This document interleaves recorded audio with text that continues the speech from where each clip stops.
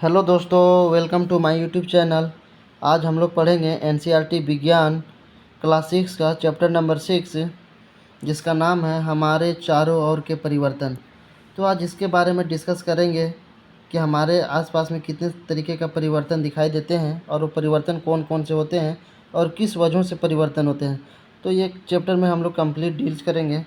तो वीडियो को स्टार्ट करने से पहले आपसे एक रिक्वेस्ट है कि जो भी नए हैं मेरे यूट्यूब चैनल पे, वो मेरे यूट्यूब चैनल को सब्सक्राइब करें और बेल आइकन को हिट करें, ताकि आने वाले हर वीडियो का नोटिफिकेशन आप तक बहुत जल्द पहुंचे। तो चलो वीडियो को स्टार्ट करते हैं। चैप्टर नंबर 6, हमारे चारों ओर के परिवर्तन। तो सबसे पहले समझते हैं कि जो परिवर्तन का मतलब क्या होता है। परिवर्तन का मतलब होता है कि बदलाव, यानी ट्रांसफॉर्मेशन होना, यानी अवस्था में चेंज होना। किसी भी पदार्थ का अवस्था चेंज होना, उसी को क्या कहते हैं? परिवर्तन कहते हैं, यानी चेंजेस कहते हैं। अब ये परिवर्तन जो है दो तरीके के होते हैं। अब ये परिवर्तन जो है दो तरीके के हो सकते हैं। एक होता है प्राकृतिक परिवर्तन, और दूसरा जो होता है मानव द्वारा होने वाला परिवर्तन, जिसे हम कृत्रिम परिवर्तन भी कह सकते हैं। तो बेसिकली परिवर्तन जो होते हैं वो दो तरह के होते हैं। जो पहला होता है प्राकृतिक परिवर्तन, जिसको हम लोग बोल सकते हैं नेचुरल चेंजेस। और दूसरा दूसरा को हम लोग बोलते हैं मानव द्वारा होने वाले परिवर्तन, जिसको हम बोल सकते हैं आर्टिफिशियल चेंजेस, है ना। वैसे परिवर्तन जो इंसानों द्वारा किया जाता हो, उसे मानव द्वारा होने वाले परिवर्तन कहते हैं, जिसे आर्टिफिशियल चेंजेस कहते हैं। तो मुख्यतः परिवर्तन जो होते हैं दो तरीके के होते हैं, प्राकृतिक परिवर्तन और मानव द्वारा होने वाले परिवर्तन। तो इसकी हम बात कर लेते हैं नेचुरल चेंजेस का। प्राकृतिक परिवर्तन के कौन कौन से एग्जाम्पल्स होते हैं, हम लोग डेली लाइफ में कौन कौन सी क्या क्या एग्जाम्पल देखते हैं हमारे चारों ओर। तो पहला है मौसम में परिवर्तन। तो मौसम में परिवर्तन जो है ये प्राकृतिक चेंज है, इसमें मानव द्वारा चेंज नहीं किया जाता है, ठीक है। मौसम में परिवर्तन, तो प्राकृतिक परिवर्तन का जो एग्जाम्पल है, उदाहरण है, जैसे मौसम में परिवर्तन होना, बादलों का निर्माण होना, मृदा का निर्माण होना। जो मिट्टी का जो निर्माण होता है लाखों लाखों साल बाद होता है। चट्टानें जब आपस में टकराती है, छोटे छोटे कण टूटते हैं, तब जाके मृदा का निर्माण होता है। और ये जो सारा प्रोसेस होता है मिट्टी बनने का, वो क्या होता है? प्राकृतिक होता है। तो मृदा का निर्माण भी क्या है? प्राकृतिक परिवर्तन है। जैसे फूल खिलना, फूल का भी खिलना क्या है? प्राकृतिक चेंजेस है। अब वहीं बात कर लेते हैं आर्टिफिशियल चेंजेस का, यानी मानव निर्मित द्वारा परिवर्तन, ठीक है। जो मानव द्वारा होने वाले जो परिवर्तन है वो कौन कौन से हैं? जैसे लकड़ी जलाना, खाना पकाना, कपड़ों की सिलाई करना। कपड़े क्या होते हैं? पहले छोटे दूसरे फॉर्म में होते हैं, लेकिन उसको हम मेहनत करके क्या करते हैं? सिलाई करते हैं, और उसमें क्या करते हैं? परिवर्तन ला देते हैं। तो लकड़ी जलाना, खाना पकाना, कपड़ों की सिलाई करना, ये जो है मानव द्वारा होने वाले परिवर्तन। तो आई होप आप लोग समझ गए होंगे कि जो परिवर्तन होते हैं वो दो तरीके के होते हैं। एक प्राकृतिक परिवर्तन, और दूसरा जो है मानव निर्मित परिवर्तन। अब बात कर लेते हैं परिवर्तन के तरीके। अब बात कर लेते हैं परिवर्तन के तरीके, कौन कौन से ऐसे तरीके हैं जिससे हम परिवर्तन ला सकते हैं, ठीक है। तो बहुत सारे परिवर्तन हैं, जैसे कि गर्म करके गर्म करके भी क्या कर सकते हैं? परिवर्तन ला सकते हैं, चेंजेस ला सकते हैं। दूसरा बल लगा करके, और तीसरा अन्य पदार्थ में मिलाकर। तो हम गर्म करके कैसे कर सकते हैं, ठीक है। जैसे गर्म करके हम कैसे कर सकते हैं, जैसे मोम को पिघलाना, यानी मोम को जब हम पिघलाते हैं और उसको क्या करते हैं? लिक्विड फॉर्म में ले आते हैं, तो क्या कर रहे हैं? उसका स्टेट हम चेंज कर दे रहे हैं।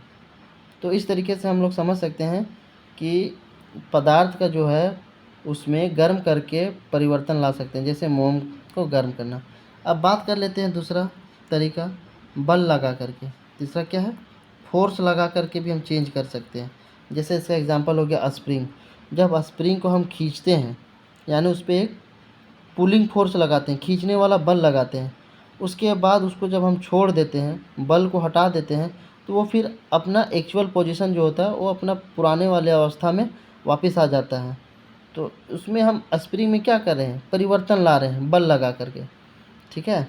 अब तीसरा अगर हम बात कर लें अन्य पदार्थ में मिलाकर, जैसे इसका एग्जांपल दूध में दही मिलाकर दही बनाना, यानी अन्य पदार्थ में मिलाकर भी हम क्या कर सकते हैं, परिवर्तन ला सकते हैं। ठीक है, जैसे दूध में दही मिलाकर दही बनाना।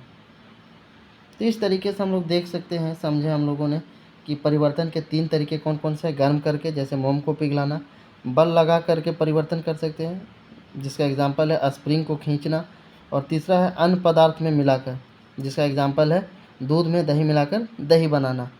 तो हम लोगों ने समझा कि परिवर्तन किसे कहते हैं, परिवर्तन कौन कौन से तरीके होते हैं, परिवर्तन कितने टाइप के होते हैं। पहला प्राकृतिक परिवर्तन, दूसरा मानव द्वारा होने वाले परिवर्तन है, उसका एग्जाम्पल हम लोगों ने सीखा। फिर हम लोगों ने पढ़ा परिवर्तन के तरीके, जिसमें 3 तरीके के बारे में हम लोग डिस्कस किए। अब आगे बढ़ते हैं। क्या सभी परिवर्तन सदैव उत्क्रमित किए जा सकते हैं? अब कुछ परिवर्तन जो होते हैं वो उत्क्रमित होते हैं और कुछ जो होते हैं अनुक्रमित होते हैं। तो उसी के बारे में हम लोग पढ़ेंगे कि कौन से परिवर्तन उत्क्रमित होते हैं और कौन से परिवर्तन अनुक्रमित परिवर्तन होते हैं। तो चलो स्टार्ट करते हैं इसके बारे में। उत्क्रमित परिवर्तन, सबसे पहले समझते हैं कि उत्क्रमित परिवर्तन किसे कहते हैं, जिसको इंग्लिश में बोला जाता है रिवर्स चेंजेज। ठीक है, जिसको बोलते हैं रिवर्स चेंजेस, यानी उत्क्रमित परिवर्तन। तो उत्क्रमित परिवर्तन ऐसे परिवर्तन जिसमें वस्तु को नए रूप में बदलकर फिर से पूर्व अवस्था में लाया जा सकता है, उसे हम उत्क्रमित परिवर्तन कहते हैं। फिर से एक बार ध्यान से सुने। उत्क्रमित परिवर्तन ऐसे परिवर्तन होते हैं जिसमें वस्तु को, यानी जो वस्तु होता है उसको नए रूप में बदल कर, यानी नया रूप बदलने के बाद भी फिर उसको पहले जैसा अवस्था में हम ला सकते हैं, वैसे परिवर्तन को उत्क्रमित परिवर्तन कहते हैं। जैसे विद्युत बल्ब का जलना एवं बुझना, ये उत्क्रमित परिवर्तन है, क्योंकि जब हम स्विच ऑन करते हैं तो जो बल्ब होता है वो जल जाता है, फिर स्विच ऑफ करने के बाद क्या होता है, बुझ जाता है। तो विद्युत बल्ब का जलना एवं बुझना क्या है, उत्क्रमित परिवर्तन है। फिर दूसरा उदाहरण का बात कर लें, गुब्बारों का फुलाना तथा पिचकाना। जैसा कि आप देख सकते हैं कि चिंटिया जो है गुब्बारे को अपने मुंह से हवा भर के फुला रही है। तो यह पहले जो बैलून था, जो गुब्बारा था, वो पहले पिचका हुआ था। क्या था, पहले पिचका हुआ था, लेकिन जब ये इसमें हवा भरी, इसका आकार जो है चेंज हो गया और ये फूल गया। ठीक है, तो गुब्बारे को फुलाना तथा पिचकाना क्या है, ये है उत्क्रमित परिवर्तन। यानी जब इसमें हवा निकल जाएगा तो ये पहले जैसी अवस्था में वापस आ जाएगा। ठीक है, इसीलिए क्या है, ये उत्क्रमित परिवर्तन का उदाहरण है। तीसरा एग्जाम्पल की बात कर लें उत्क्रमित का, चीनी का जल में घोल तथा पुनः चीनी प्राप्त करना। यानी चीनी का जो जल होता है, चीनी का जल में घोल तथा पुनः चीनी प्राप्त करना, यानी चीनी का जो घोल होता है वो भी क्या है, उत्क्रमित परिवर्तन है। फिर पानी से बर्फ़ जमना। हम लोग अक्सर गर्मियों में क्या करते हैं ना, फ्रिज में पानी को बर्फ़ बनाते हैं, फिर वही बर्फ़ को जब फ्रिज से बाहर निकालते हैं तो वो मेल्ट होकर के फिर अपने ओरिजिनल अवस्था में आ जाता है, यानी पानी बन जाता है। तो हम कह सकते हैं पानी से बर्फ़ जमना क्या है, उत्क्रमित परिवर्तन है। आई होप आप लोग समझ गए होंगे उत्क्रमित परिवर्तन क्या है, रिवर्स चेंजेस। तो वैसे चेंजेस जिसमें वस्तु को नए रूप में बदल कर फिर से पहले जैसे अवस्था में, पहले जैसे उसको हम क्या कर सकते हैं, बना सकते हैं। तो उससे परिवर्तन को उत्क्रमित परिवर्तन कहते हैं। अब वहीं बात कर लेते हैं अनुक्रमित परिवर्तन का। ठीक है, अब दूसरा एक आता है अनुक्रमित परिवर्तन। ठीक है, अनुक्रमित परिवर्तन जिसको हम बोलते हैं इरिवर्सिबल चेंजेस, इरिवर्सिबल चेंजेस। ठीक है, इरिवर्सिबल चेंजेस, इसको हिंदी में बोलते हैं अनुक्रमित चेंजेस, है ना, अनुक्रमित परिवर्तन, अनुक्रमित परिवर्तन। इसको समझते हैं कि अनुक्रमित परिवर्तन क्या होता है। तो ऐसे परिवर्तन जिसमें वस्तु को नए रूप में बदलकर फिर से पहले अवस्था में नहीं लाया जा सकता है।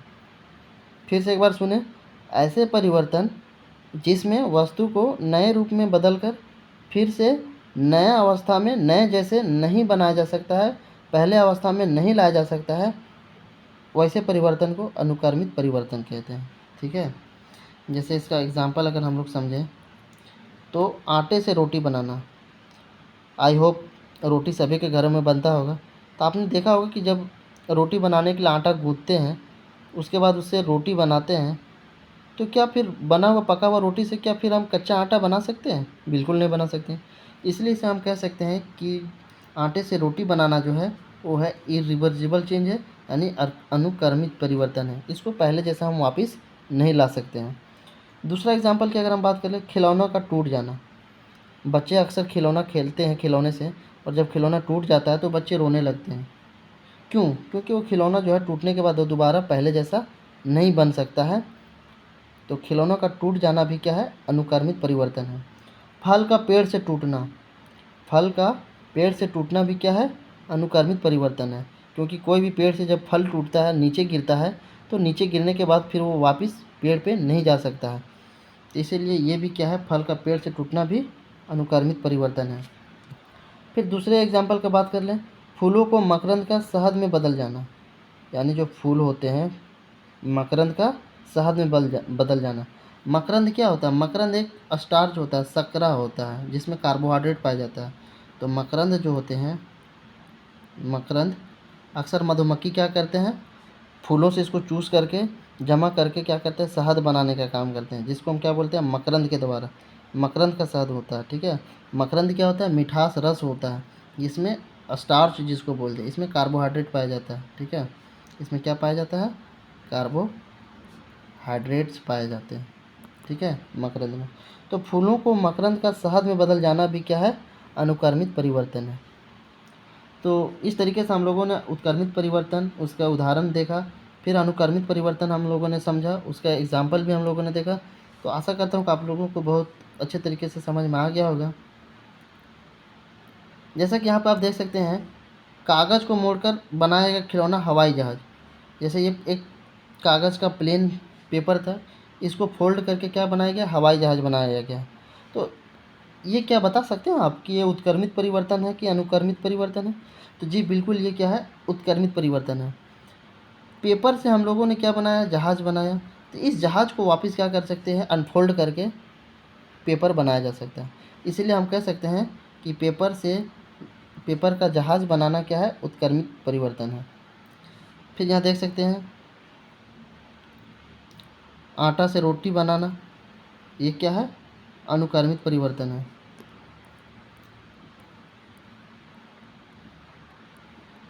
अब देखिए, जैसे कि हम लोगों ने बताया कि परिवर्तन करने के अन्य तरीके हो सकते हैं, ठीक है।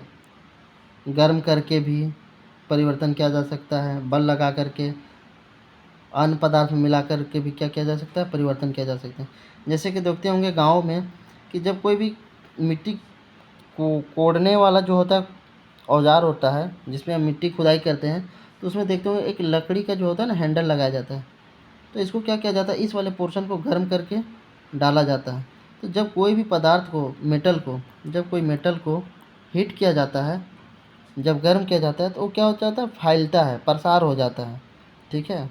वो क्या हो जाता है? फैलने लगता है। और जब फैल जाता है तो लकड़ी का जो हैंडल होता है, इसमें बहुत ही आसानी तरीके से डाला जा सकता है, ठीक है। जैसा कि आप यहाँ पे टेबल में देख सकते हैं, कुछ जनरल परिवर्तन दिखाया गया है, जिसमें आपको बताना है कि कौन सा परिवर्तन उत्क्रमित है और कौन सा नहीं है। तो जैसे देख सकते हैं परिवर्तन, और उसमें उत्क्रमित किया जा सकता है कि नहीं। जैसे कच्चे अंडे से उबला हुआ अंडा, क्या इसको उत्क्रमित किया जा सकता है? जी बिल्कुल नहीं किया जा सकता है। गाढ़े घोल से इडली, गाढ़े घोल से जो इडली बनती है, क्या इसे परिवर्तन वापस किया जा सकता है? जी बिल्कुल भी नहीं किया जा सकता है। गीले कपड़े से सूखे कपड़े, जी इसको किया जा सकता है, इसीलिए क्या है? उत्क्रमित परिवर्तन है। ऊन के धागे से बुना हुआ स्वेटर, तो ये भी है उत्क्रमित परिवर्तन है। अनाज से बनाया गया आटा, ये जो है उत्क्रमित नहीं किया जा सकता है, कि जब भी कोई भी अनाज से जब हम खाना बनाते हैं तो उसको फिर वापस कच्चा पदार्थ में नहीं लाया जा सकता है।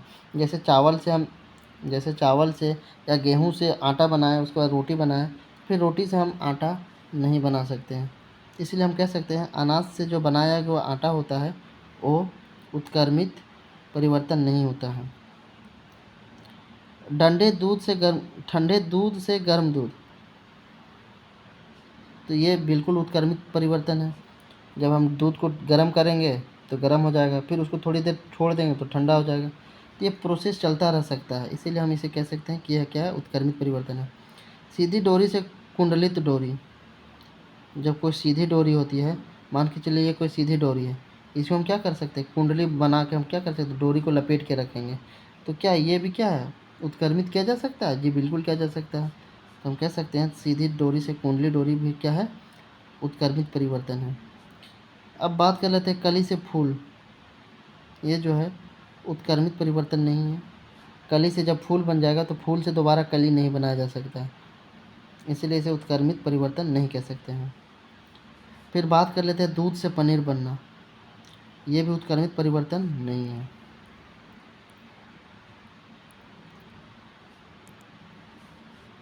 और दूसरा एग्जांपल है गाय के गोबर से बायोगैस। क्या ये उत्क्रमित है? ये भी उत्क्रमित नहीं है। खींचे रबड़ बैंड से समान साइज का रबड़ बैंड, ये उत्क्रमित रिएक्शन है, यानी उत्क्रमित परिवर्तन है।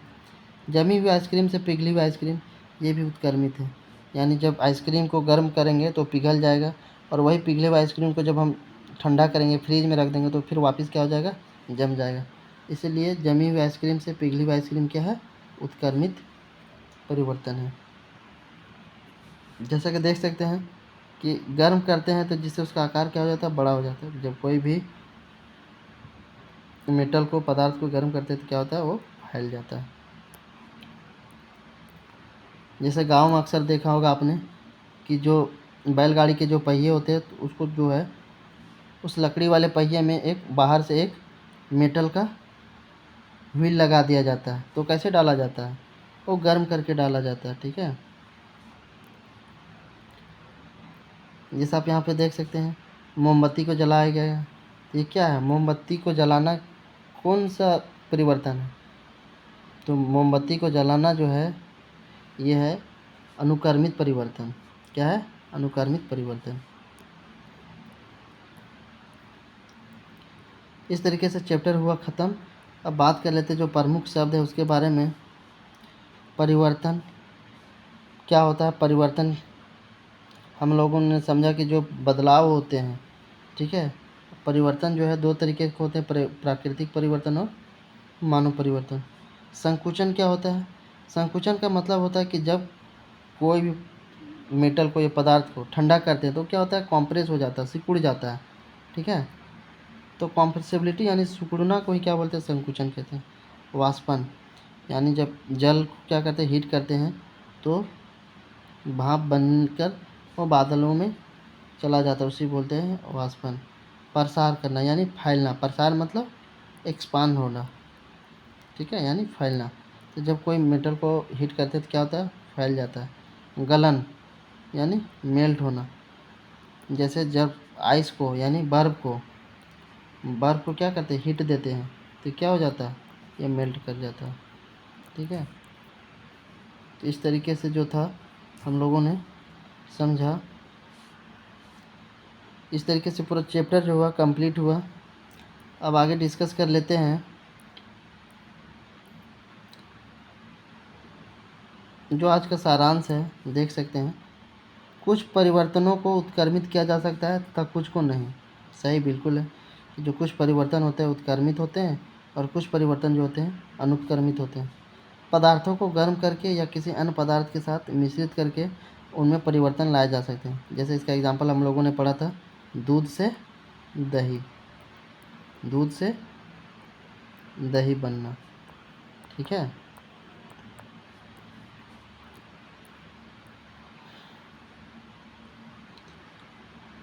देख सकते हैं इसका आप बिल्कुल ही आसानी से इस क्वेश्चन आंसर इसका कर सकते हैं। अगर आप लोगों ने उत्क्रमित अनुक्रमित परिवर्तन को समझा होगा तो क्वेश्चंस को करने में किसी तरीके की कोई दिक्कत नहीं होगा, आप बिल्कुल आसानी से कर सकते हैं। तो चलिए क्वेश्चन नंबर 3 को हम लोग डिस्कस कर लेते हैं कि कौन से परिवर्तन उत्क्रमित है, किया जा सकता है और नहीं किया जा सकता है। जैसे लकड़ी के टुकड़े चीरना, कैसे उत्क्रमित किया जा सकता है? जी बिल्कुल नहीं किया जा सकता है उत्क्रमित। आइसक्रीम का पिघलना उत्क्रमित परिवर्तन है। चीनी के जल में घुलना उत्क्रमित परिवर्तन है। खाना पकाना जो है उत्क्रमित परिवर्तन नहीं है। आम का पकना उत्क्रमित परिवर्तन नहीं है। दूध का दही बनना उत्क्रमित परिवर्तन नहीं है। ठीक है, इस तरीके से चैप्टर ख़त्म हुआ। Thanks for watching. फिर मिलते हैं नए वीडियो में, तब जय हिंद, थैंक यू।